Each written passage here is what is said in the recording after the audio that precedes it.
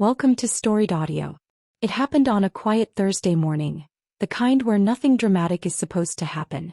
Where life should be boring, predictable, safe. But life didn't care about any of that. Mark was halfway through reheating yesterday's coffee when his phone rang. Unknown number. He almost ignored it, but something in his gut told him to pick up. Hello. Is this Mark Hastings? A voice asked. Yes. This is Officer Reynolds with the county police. Your girlfriend listed you as her emergency contact. Her car was involved in an accident. The coffee slipped from Mark's hand and splattered across the floor. Is she okay? Where is she? Is she hurt? That's the thing, the officer said. A man was driving the vehicle. He was the only one inside. Mark froze. A man? Who? We couldn't reach your girlfriend. But the driver identified himself as. The officer said the name. Her ex. Her ex was driving her car. Mark felt his stomach drop. His chest tightened. His vision blurred for a second. He didn't even remember hanging up. He just remembered grabbing his keys and rushing out the door, confusion and anger swirling together like a storm he couldn't control. On the drive to the station, Mark kept replaying the officer's words. Why was her ex driving her car? Why wasn't she answering her phone? Why did this feel like the beginning of something terrible? When he arrived, the officer confirmed everything. The ex had borrowed the car. No injuries. Minor accident. Nothing dramatic, except the part where Mark's entire relationship suddenly felt like a lie. He tried calling her again. Straight to voicemail. That was when he made a decision he knew he'd regret later, but he didn't care. He drove to the ex's apartment. And there they were. Through the window. Talking. Laughing a little. Too comfortable. Too familiar. Mark's heart cracked. He didn't remember getting out of the car. He didn't remember marching to the door. But he remembered pounding on it so hard the hinges rattled. The ex opened it, and the moment he saw Mark's face he knew. They were caught. His girlfriend rushed out, tears already streaming. Mark. Wait, please, let me explain. No, he said, voice shaking but firm. Stay here. I'll pack your things. They'll be in the garage. You're not coming back inside my home ever again. Her ex stepped forward, puffing his chest like he was auditioning for a bad action movie. Hey man, calm down. Mark shoved him backwards so hard he stumbled into his own apartment. I'm calm, Mark said. You're lucky. He left without another word. She called him relentlessly. 30 calls. 40.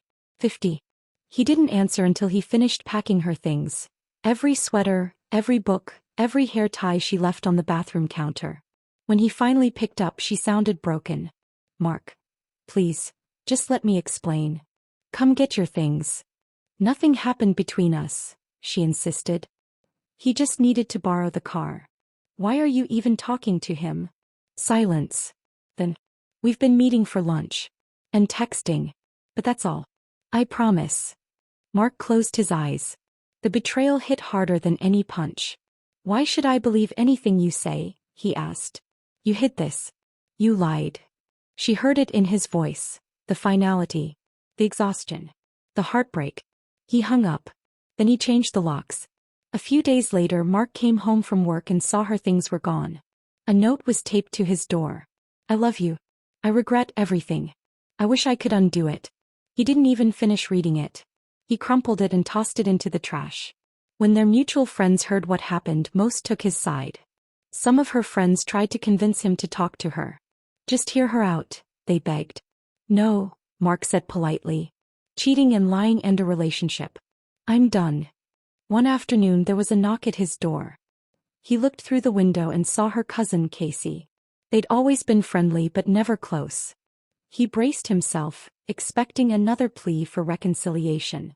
Instead she smiled softly. I'm sorry for what you went through, she said. If you ever want to hang out or grab lunch, I'm around. They talked for a while, about life, work, the mess of everything. Before she left, she hugged him. It wasn't romantic. It wasn't flirty. It was comforting. But as she walked away, Mark felt something unexpected. A spark. A tiny one. But real. The next week they met at a small cafe. Then again a few days later. Soon they were taking walks, going to the gym, grabbing smoothies afterward and laughing about how neither of them actually liked smoothies. One evening after they officially started dating, Kacey told him, "My cousin and her ex didn't last. They argued constantly. He kicked her out." Mark didn't feel satisfaction. Just closure. "Does she know we're dating?" he asked. "Oh yeah," Kacey said, laughing. "She wasn't happy. She called me to complain, and I told her she had no right after what she did to you." Mark blinked. "You said that?"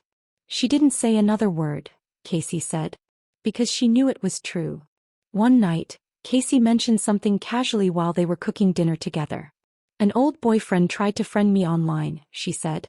"I declined. I'm only with you. I don't want to keep connections that could cause problems."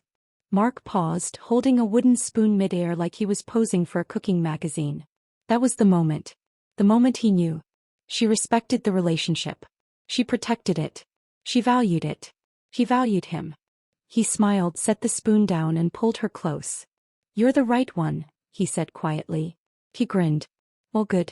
Because I wasn't planning on going anywhere." Mark never expected to fall for someone connected to his past heartbreak. Some relationships enjoy plot twists a little too much. But Kacey wasn't a rebound. She wasn't a distraction. She was the calm after the storm. The laughter after the tears. The honesty after the lies. And for the first time in a long time, Mark felt something he thought he'd lost. Hope. Subscribe to the channel for more audio stories.